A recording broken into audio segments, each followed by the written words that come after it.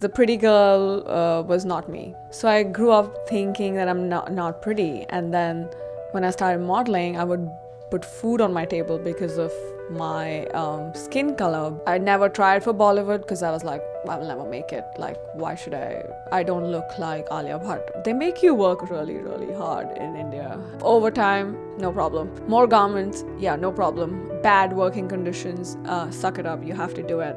You treat like a prop who's just wearing clothes in India. They make you really feel like you're irreplaceable. You're lost in the food chain. I think my first ever confidence boost when I was like, okay, I think I am pretty. It's just I was in the wrong country. Sometimes when I work in the West and I finish my day and I'm like, will I be paid for the whole day, please? And they're like, yeah.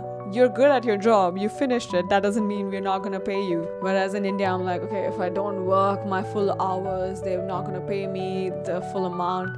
So that's like the contrast. When I was growing up in India, I only saw white women wearing lingerie in lingerie ads. My mother didn't let me wear clothes that showed my body off because for her it was not pretty because I'm dark. She's like, don't do that because you have a dark back. People don't like to see that. I feel like my family, my extended family, they've given up on me. They don't really say or do much when it comes to my life. I remember this one time when I did do a lingerie ad and it was circulated in the family group. As a big shame. This is like freedom for that little girl, you know? Like she is appreciated. They want to see the skin. They want to see the color. So that's an internal win.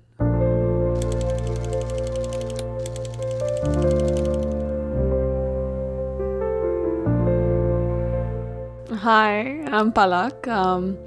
Palak Gupta. I was born in New Delhi. I grew up in Delhi. I went to college in Delhi University and I finished my marketing masters in Delhi. And then I moved around a little bit for work. Before actually becoming a proper model, I worked in marketing for a few months. So that's pretty much my baby Palak journey. It was fun growing up in Delhi because I had a comfortable life. I had easy parents who let me do whatever I wanted and they were not like strict Indian parents, so that was a plus.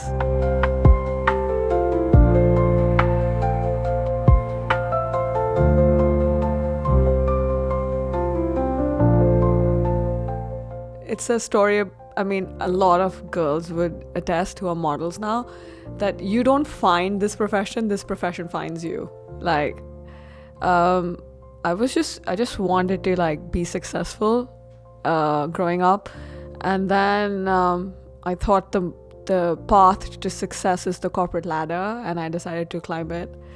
But whilst I was looking for a job, I came across this modeling agency who wanted to hire PR managers, and that's what I wanted to get into. And they were like, have you ever considered modeling? And I was like, are you talking to me? Because I'm like not quintessential Indian beautiful. And I was like, you sure I can be a model? Because I don't think I'm pretty. And they're like, don't worry about it. If you want to do it, leave it to us and we'll figure everything else out. And that's how it began. My first assignment was like not a Fab India campaign. There's a brand in India that makes women's wear, like ethnic wear. It's called W. It's pretty famous in India, it's a mainstream brand.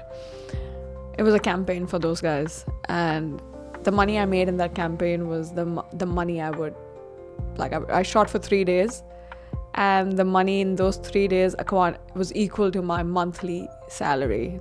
So I was like, okay, this is great. I'm doing this. So that's my first big job.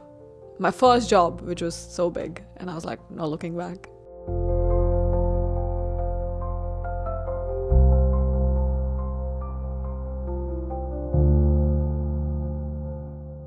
My father, he didn't enjoy it in the beginning because he was like, he'd got this old school Indian dad mentality. Like he was like, yeah, you should go work, achieve your dreams. But he was very apprehensive about this career because he had a few friends in Bollywood, and he had heard a lot about like difficulties women face in Bollywood. being an outsider. So he was like, I don't think I want you to go through all of that. And I was like, fashion is like different. It's not what the movie or what everyone else says. So my agents were really nice. They came over. They made sure my father was comfortable and he knew I was going to be safe physically and mentally. And then after he saw my posters all over India after my first W campaign, he was like, yeah, you should do it. And he was like, you're my little Bipasha, if you know who she is. She's like this beautiful actress, Indian. So he was like, you're my little Bipasha, go do it, achieve whatever you want. It's getting stronger, I feel. When I started in 2016, it was still a bit easier to get into the profession. But now it's like, with the rise of social media and more awareness, like the competition's getting tougher. So I would say one needs more than just one needs to be more than a pretty face to now stand out in the business.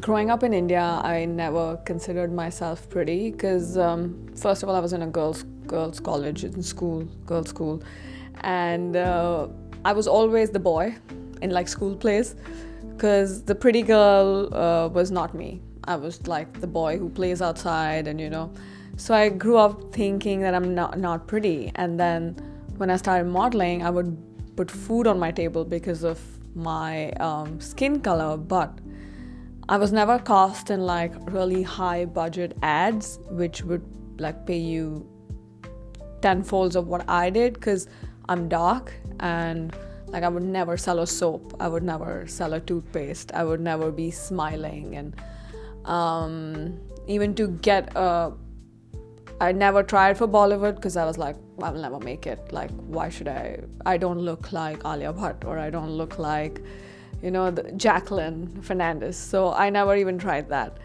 So that was my, I would say, it gave me a lot. Modeling in India gave me a lot, but I always felt that I didn't fit the mold of like the pretty model there. I was always a fashion model.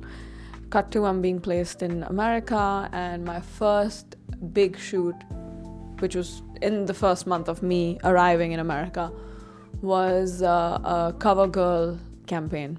They used me for their packaging, and I was so surprised because they were like, you need to smile, you need to be happy, show us all your glory. And I'm like, are you guys sure? Like, I was so surprised. I went back to my agent and I was like, they asked me to smile, and they put me on their packaging, and they're like, yeah, because you're like a beautiful girl. And my skin color it became so irrelevant. And I was that was my first cultural shock in terms of beauty standards, and I think my first ever confidence boost when I was like, okay, I think I am pretty, it's just I was in the wrong country. So that's amazing.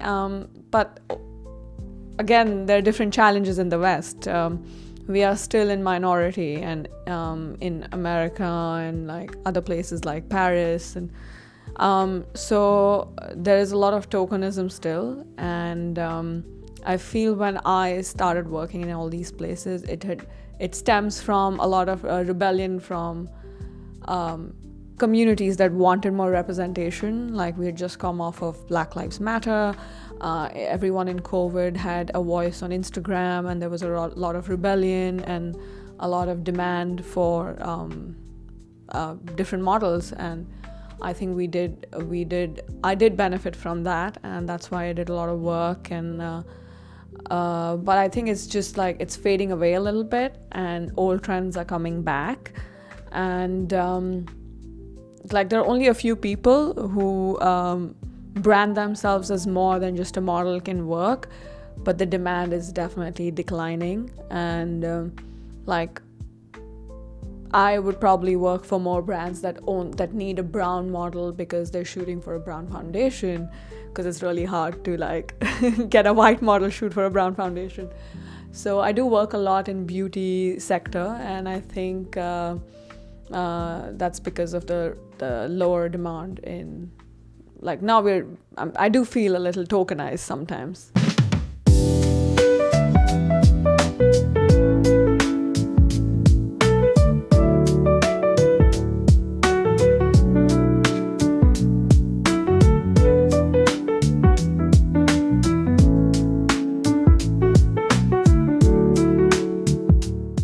I have taken a lot from India. Like, India has been my building block in terms of like my profession, and I did learn a lot from working in India.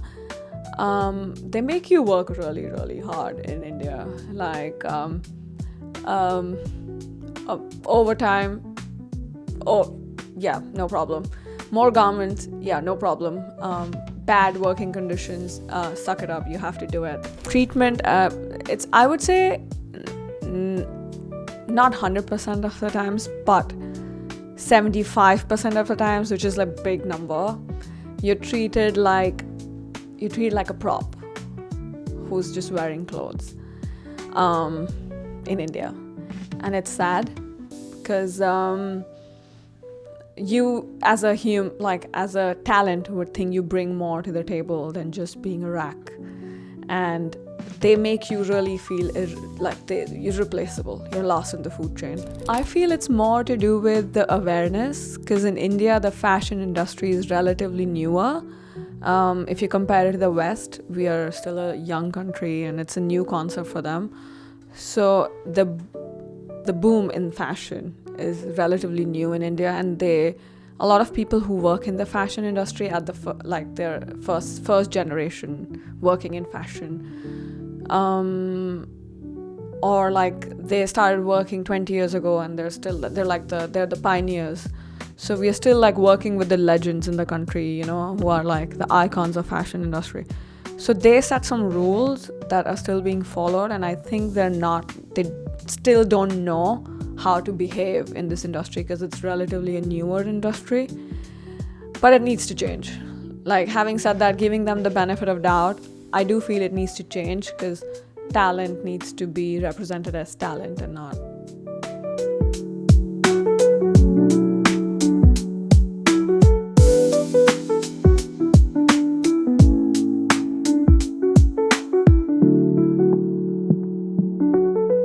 When I started working in the West, it was the first time I felt like I had a say. I'm giving something to the shoot, and I bring something to the table. Because before that, it was just, I never felt appreciated on any set.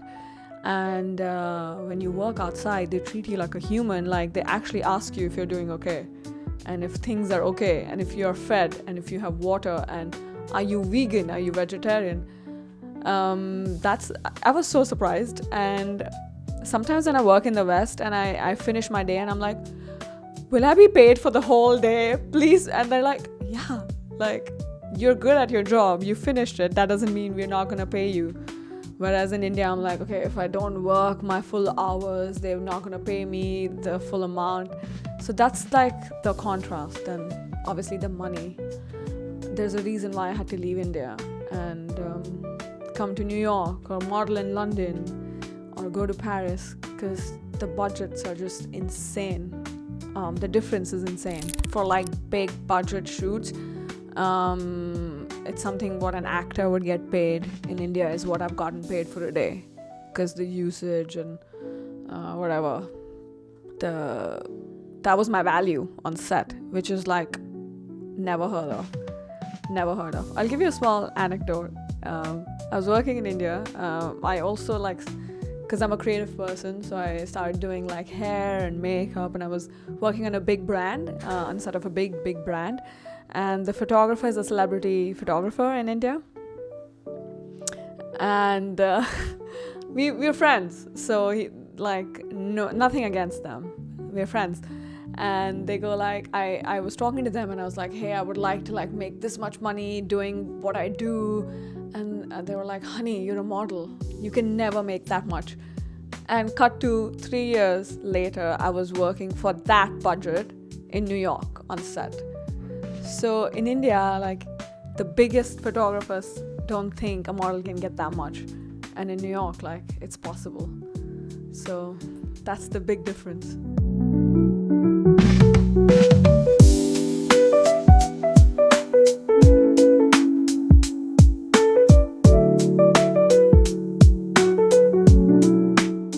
The biggest campaign I've done that catapulted my career in India would be the Sabyasachi bridal campaign. Then I shot for his jewelry campaign. Then I walked for multiple shows of his. I did Tarun Tehliani's bridal campaigns multiple times. Done his shows multiple times. Anita Dongre, Rahul Mishra, Gaurav Gupta. So all these guys, like, they're just like sweethearts, and they're just amazing to work with in India. All the fashion weeks, Lakme Fashion Week, India Fashion Week, Couture Fashion Week, all amazing people.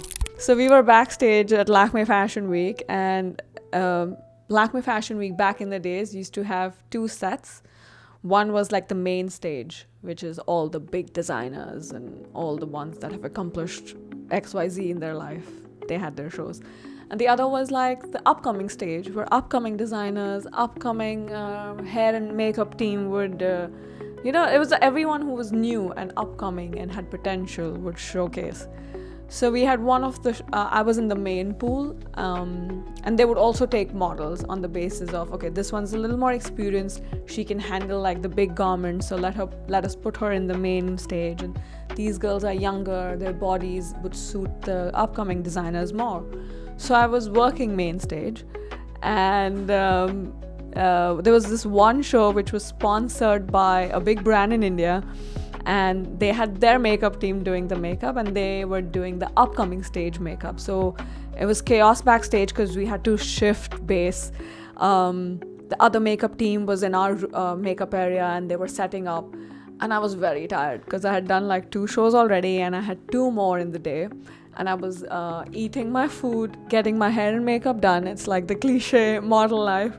I was doing that, and I'm just like eating, looking down, because at that point you're like so tired. I'm eating my food, and I look up, and I see the hairstylist with like my hair in her hand, like not on my head, in her hand. And I'm like, what happened? And she's like, I'm so sorry, I burnt your hair. So there's like this big chunk of hair missing from my head, because obviously the hairstylist wasn't that experienced, and I was so tired I didn't even fight her. I was like, yeah, just it's fine, just spray a little bit of hairspray and like fix it, I don't care. So that's like, I feel all models have faced that, and no, I hope not all but I have faced that, and it's fun now when I think about it.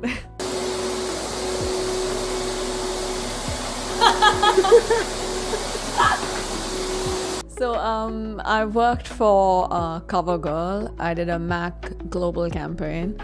I saw myself in, it's so funny, I saw myself in one of the space NKs in London. I was walking, I was like, that's me, and I went in running, and I have a video of myself in front of my MAC billboard. Then I did L'Oreal.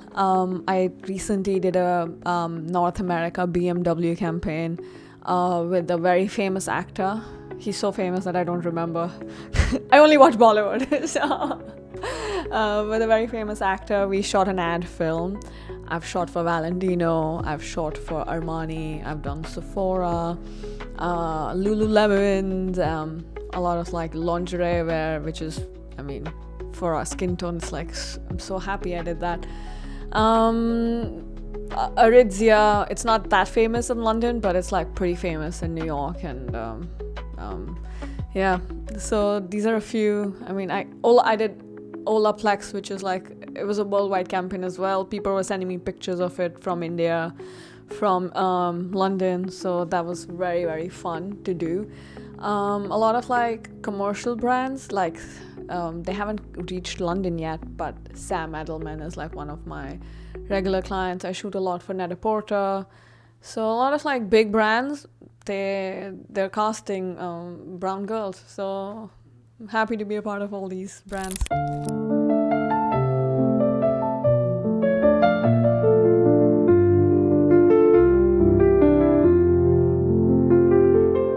I feel lingerie, like women associate themselves, the beauty of a woman comes from cosmetics and lingerie. Like, that's how, I mean, if I want to feel beautiful, I'll probably wear nice makeup and I'll put on some nice lingerie. So when they cast a brown girl to represent that to like the audience, I feel like that's a win, because you're telling people that brown is beautiful. And for me, that's a big win, because when I was growing up in India, I only saw white women wearing lingerie in lingerie ads.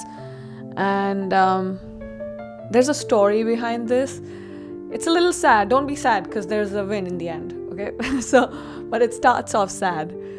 When I was growing up, my mother didn't let me wear clothes that showed my body off, because for her it was not pretty, because I'm dark. So she never let me wear like sleeveless or even like a deep bag for like a wedding. And I remember clearly it was my cousin's wedding, and I had a design in my mind, and I was like, I need to get this blouse stitched which has no back. And she's like, don't do that, because you have a dark back. People don't like to see that. And then when now I do lingerie, I'm like, this is like freedom for that little girl, you know? Like, she is appreciated. They want to see the skin. They want to see the color. So that's an internal win for me.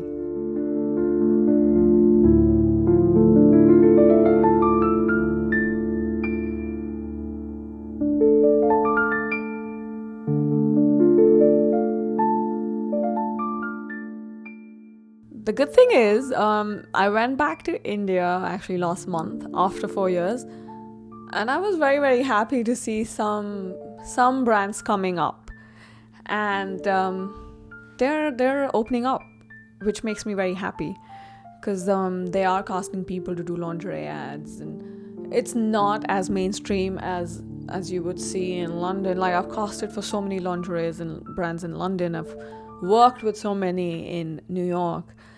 It's not as common in India yet, but the good thing is they're coming up, so they want to be on the map, which makes me excited for our country, and which makes me very happy. I feel like my family, my extended family, they've given up on me.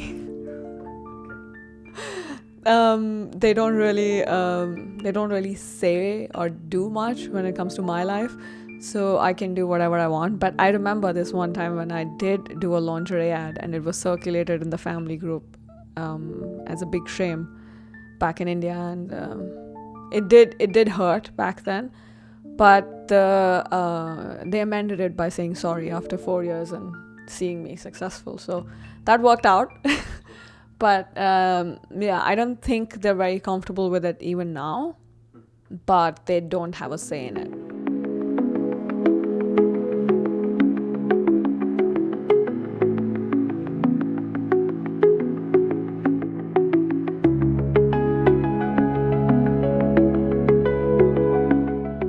So my advice to all the girls who want to be models, I would say it is a very, very safe industry if you fall into the right hands. Because there's the core of the industry, which is absolutely safe, and they appreciate people and they want to work with good, talented people. And there's the periphery, which is full of hunters and roaches. They're not the real people. They're not going to get you any work. They're just there to like use and abuse you. So it's very important to like gather information and understand who to work with and where to actually start.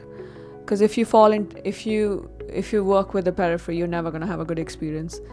And if you work with the right people, it's absolutely safe. It's like you can make a lot of money. It's a lot of like good travel, good experiences.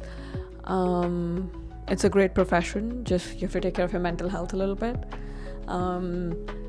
and always have something that you do besides this, because it's a small part of the glitz and glamour, but it can get to your head, and you can lose touch with reality very, very soon.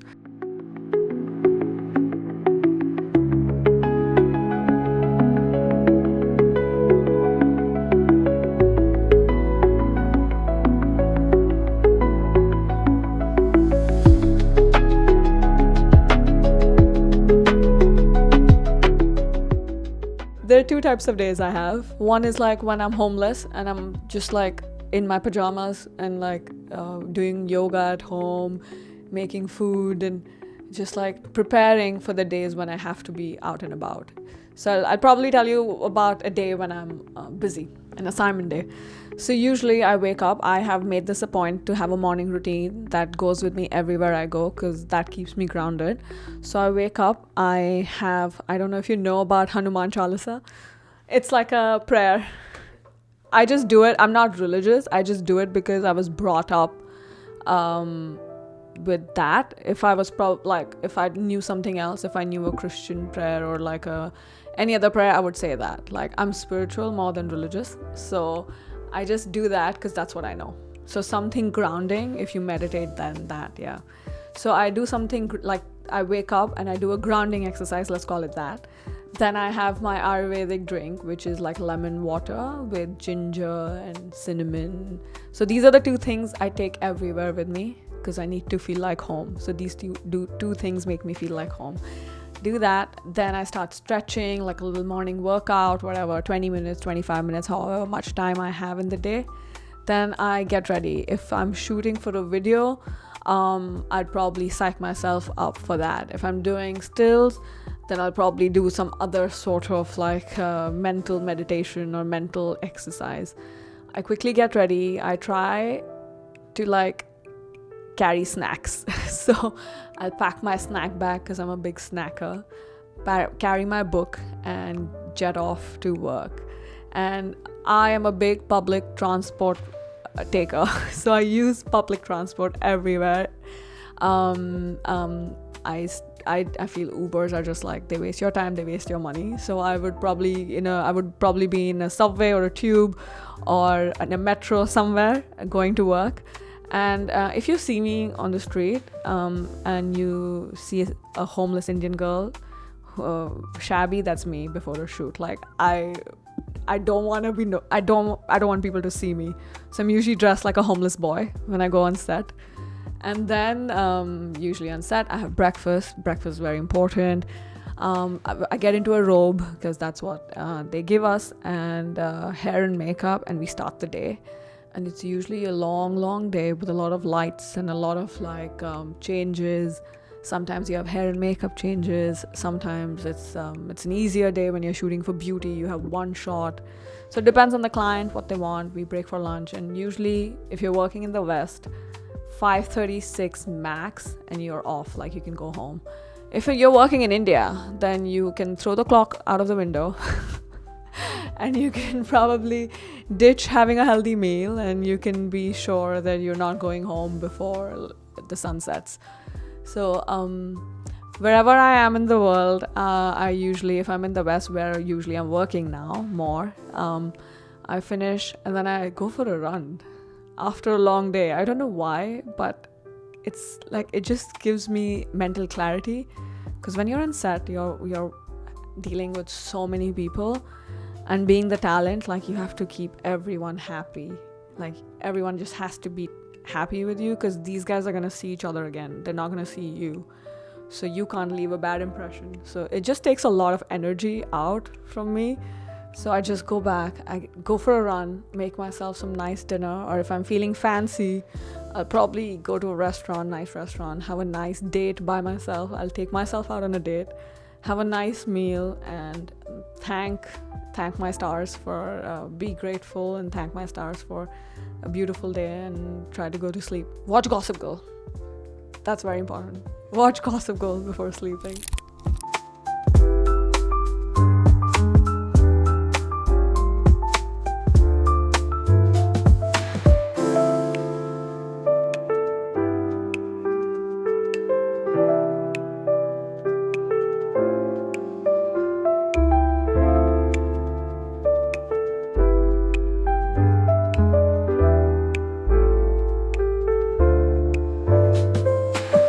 You definitely need someone who understands your lifestyle, because the travel is immense. I live in New York, but I haven't been to New York since January, and we're 5 months into the year. So only a secure person who actually wants to be around will stick around. Otherwise, it is a tough profession, because also mentally it's exhausting to not have your partner around for that long. And because you're traveling so much, you have so much exposure, you're meeting new people all the time. It takes a long time to have a bond. It takes to develop a bond with someone, and then it's hard work. That's why I'm single, because it's tough. Yeah.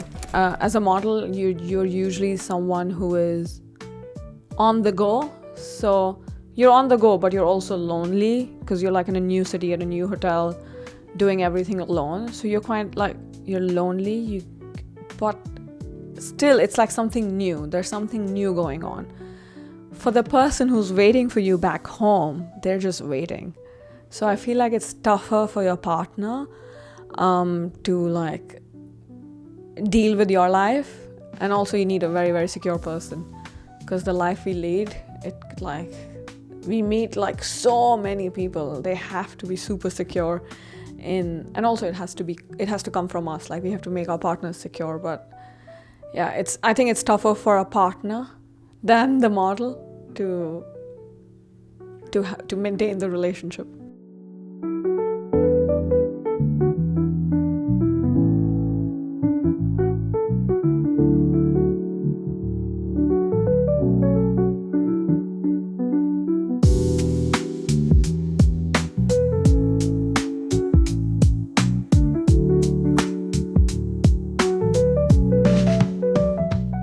I do get sleepless nights thinking about how AI is going to take my job. There are like these headlines making waves. Every day you wake up, you see, H&M has created new AI avatars for their favorite models. XYZ brand is doing AI models for their e-com. It's funny that I saw in India, actually, a big luxury brand had an AI-generated YouTube ad. And I was like, what?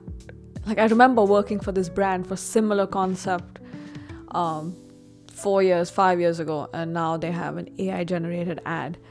Obviously I didn't think much of it then, but it's surely taking over. But the more I talk to people about it, like industry experts, the more I realize that a model needs to be more than just a model now. She needs to have a story. She needs to build a brand around herself so that she becomes irreplaceable. And apparently a lot of like experts are saying this is going to be a tool that enhances us. Like, we can have our avatar and we can send our avatar to work whilst we look like a homeless boy at home. So bad, homeless boy at home. Okay. So, I mean, that's like opening up avenues. I would like to believe that I would like to stay positive and think that it's going to add to my income streams, but I don't want to be sitting at home and just believing in manifestation positivity and not do anything about it. So it's definitely, I would say it's time to like build up more, to build up a brand presence, like you yourself as a brand, because AI can definitely it will sweep out a lot of like models that have nothing to bring to the table except like their beauty, because I think AI is going to take over that. You don't need to be we don't need beautiful models. We need more like people with voices and with like brand presence and with more personality, and like what other skills do you have, and how do you actually, what energy you bring to set. And hopefully they don't take our jobs, give us more income streams. So that's what I've gathered for now, but I'm working on it. It's as new to me as it is to everyone else. So let's see what happens.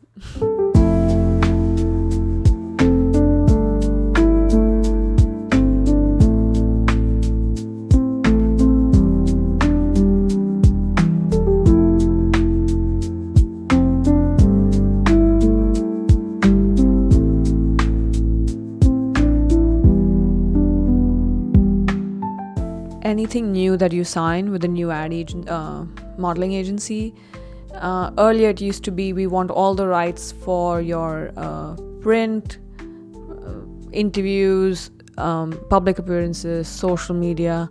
Now they've also added AI avatars in the contract. So if there's an AI avatar that works, my agency has the right over it. So it is kind of scary, and it has happened that for one of the shoots, it was like a motorbike shoot, and they were like, oh, we're not going to take all of you guys to the hills, we're just going to scan you and we're going to use your avatar for it. We're going to just do it on AI. It was a relief, to be honest, that I don't have to like spend 5 days and I can get income worth 5 days.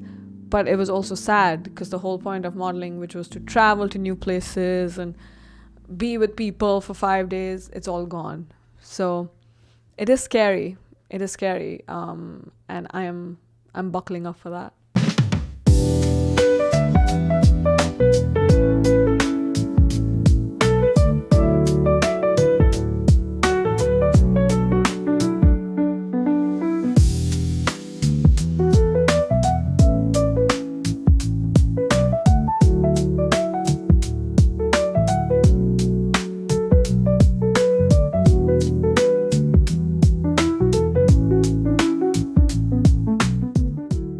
My favorite Indian designer to work with is Tarun because he's so funny, and on set with him you do feel like his muse. Like, he makes you feel like the clothes are designed keeping you in mind. So India is that.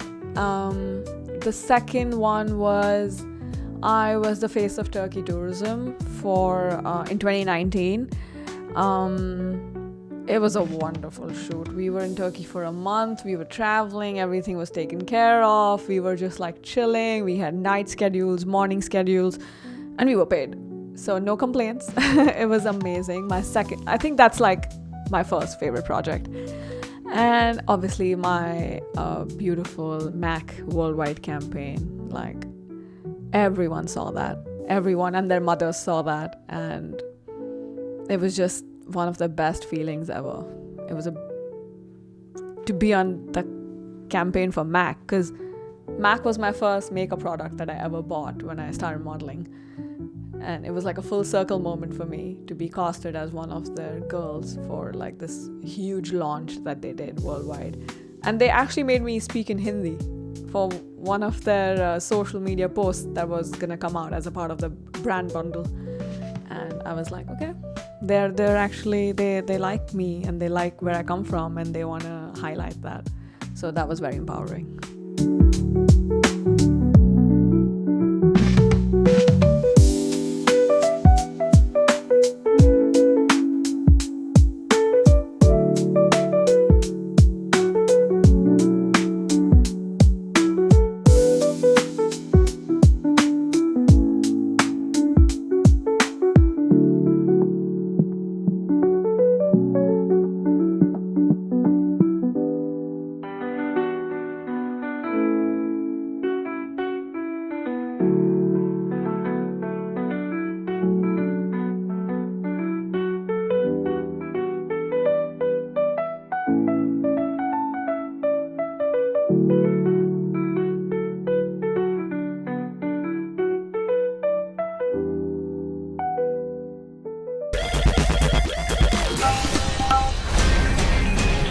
DESIblitz.com